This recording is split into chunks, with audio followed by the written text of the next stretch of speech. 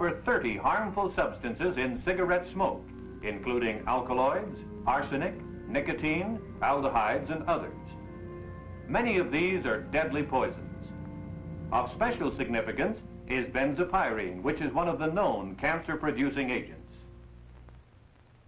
As the tobacco burns, it reaches temperatures as high as 1600 degrees Fahrenheit, and this process causes physical and chemical changes in the nicotine, tars, and other substances. Most of these products are gaseous at high temperatures, and they become part of the smoke that is carried into the respiratory passages and absorbed through the mucous membrane and the tissues. Foremost among these substances is carbon monoxide, which is the killer in automobile exhaust.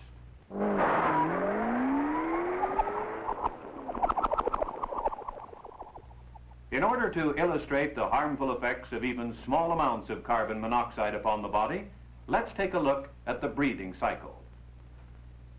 When you breathe clean air, oxygen enters the lungs, where it finds its way to the red corpuscles of the bloodstream. The heart then pumps the blood to the body cells, which in turn utilize the oxygen. As you smoke, carbon monoxide, the poisonous gas we have mentioned, is attracted to the red corpuscles just as the oxygen was, only more strongly.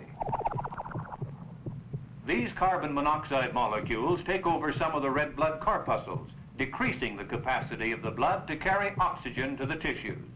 In other words, they prevent the oxygen from reaching the red blood cells, thereby reducing the oxygen transportation by 5 to 15%. This is one of the reasons why the smoker cannot run as fast or as far as he could if he didn't smoke.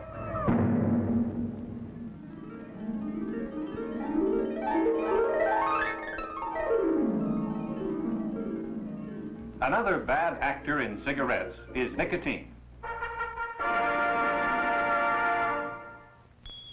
Nicotine is an alkaloid and works upon the nerve centers of the brain that regulate the heartbeat and breathing.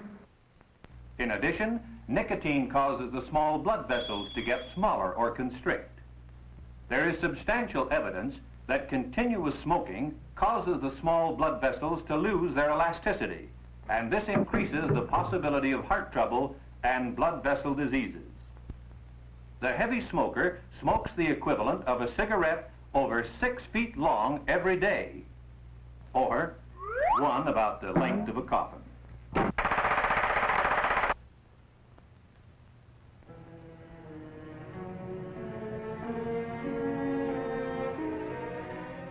But among the real threats in smoking are the killers known as the carcinogens, the cancer-producing agents found in the tars condensed out of the tobacco smoke and deposited into the bronchial tubes leading to the lungs. And with a person's constant smoking day after day, the carcinogens build up a mighty force. From the bronchial tubes, the carcinogens move into the air tubes of the lungs, where they begin to antagonize systematically the cells of the air tubes.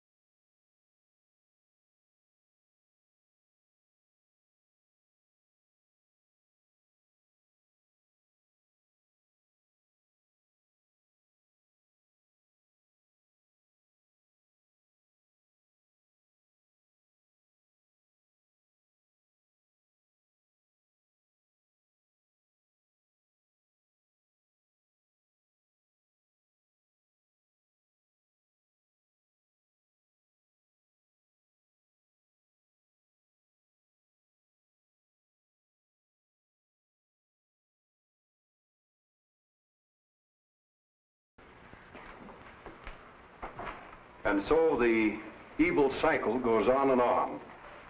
Our cigarette's gone now. Let's see what we've gathered from it. Keep in mind what was said about nicotine. It's a poison, deadly poison. It ranks with cyanide.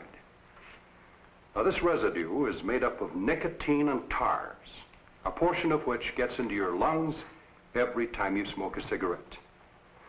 You smoke a pack and a half of cigarettes a day for a year, and a full quart of these poisons will be poured into your bodies. And what does it do?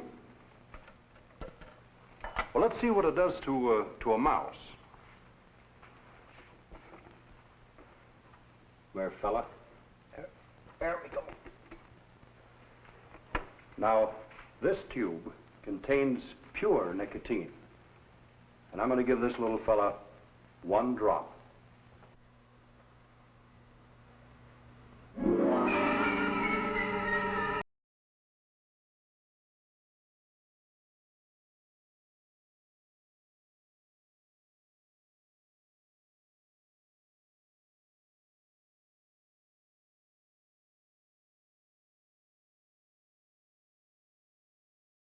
Fortunately, man is many times larger than a mouse, for that amount of nicotine would kill him just like it kills the mouse.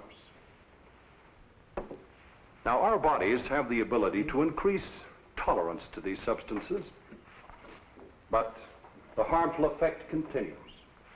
By habitual smoking and by the constant dousing of the respiratory passages with these poisons, the body doesn't have much of a chance to function properly. For instance, we know that heart action is definitely impaired, and this increases the danger of heart disease.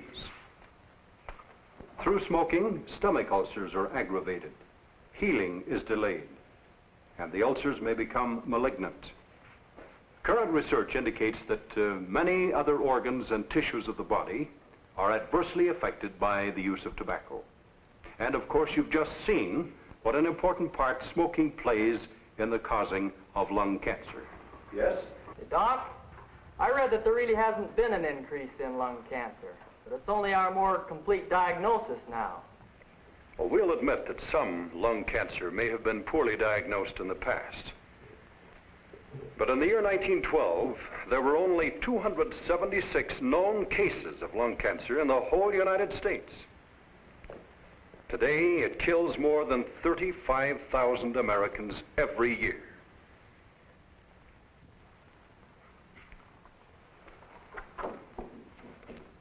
Now, these statistics show the interesting parallel between the increase in tobacco consumption and the increase in lung cancer. Notice the similarity in the two. It's interesting to note that lung cancer used to be a man's disease.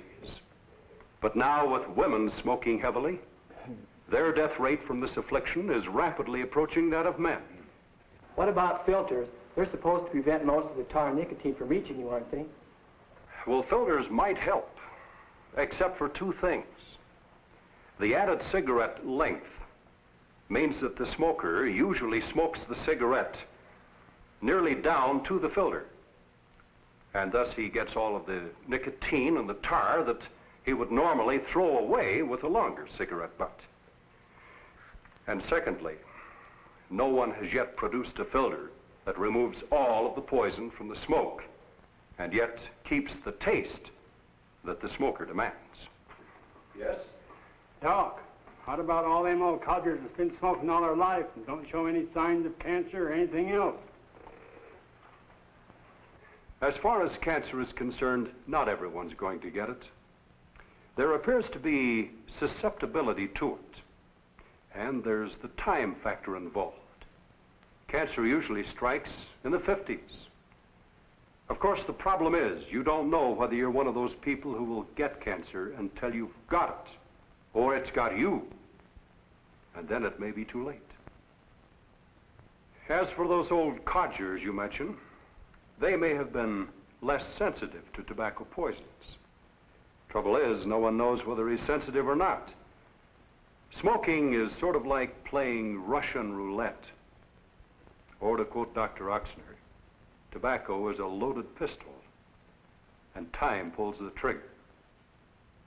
Now, men, the American Cancer Society recently made a study based upon the smoking habits of 188,000 American men, and concluded that smokers of 2 or more packs of cigarettes per day have a death rate 123% higher than non-smokers.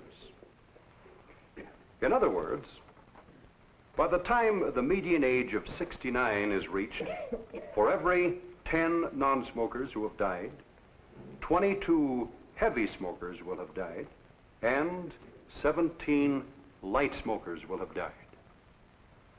Now this means the average heavy smoker, 2 packs a day, will die around the age of 58 years, while the average non-smoker will last until he's 69. Now the value of this report lies in its scope, its thoroughness, and the unquestionable scientific accuracy upon which it is based. For example, the death rate from heart disease in this group of 188,000 men was twice as high, as indicated by these headstones, among smokers as non-smokers. And get this, the rate of deaths from lung cancer was 20 times higher than among non-smokers. Now, men, these findings are being sent to your doctor and to every private and public health service in this country. Not only our own government, but other governments are concerned about the rising incidence in lung cancer. And they are publishing warnings to cigarette smokers about the risks they are taking when they smoke. For example, the governments of Britain and Australia recently engaged in a poster campaign against the use of tobacco.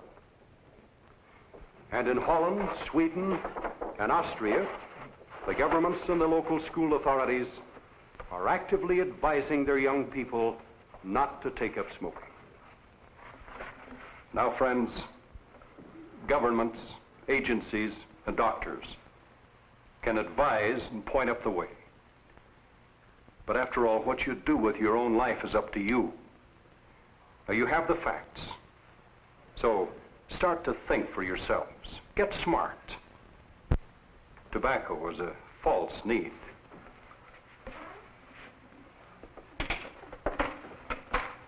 Sure, it may be hard to quit, but you can if you really want to.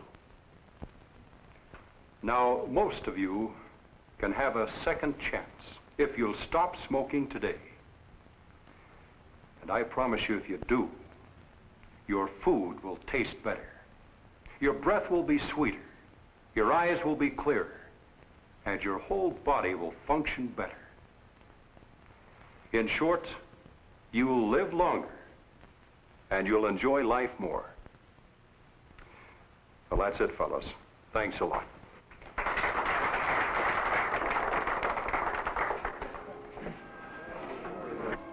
Say, Doc, can I talk to you a minute? Why, sure, Nick. What's on your mind? I want you to know that I sure enjoyed, I can't say I really enjoyed it, but everything you said is true, and I'm quitting. You can take these cigarettes and use them to kill mice or something. I'm finished. Nick, do you really mean this? Yes, sir. No kidding, Doc. You really have convinced me. Well, Nick, that's wonderful. That's a very intelligent decision. And now, how about you? Don't forget, tobacco is a loaded pistol, and time pulls the trigger.